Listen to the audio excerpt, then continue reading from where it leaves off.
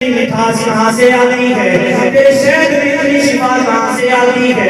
یہ شہد کی مکھی کہتی ہے یا رسول اللہ، ریگستانوں میں جا کے، حضور بیابانوں میں جا کے، رجوالا باغ کے اندر جا کے پھولوں اور پھلوں کا رس چوستی ہے۔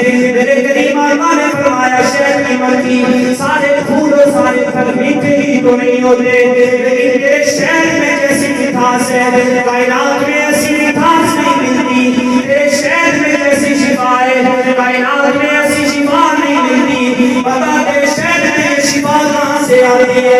اس شہد کی مکھی نے جو بات میرے کریم آقا کی بارگاہ میں کی اس کا ترجمہ فارسی کے بابے نے کیا۔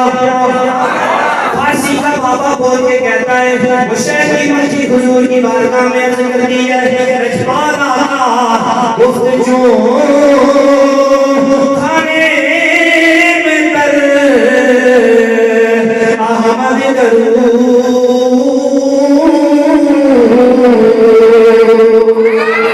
گفت جو کھانے میں تر احمد درود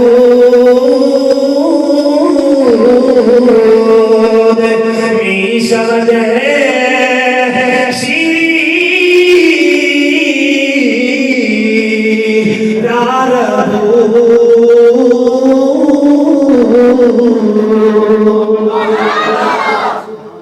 یا رسول اللہ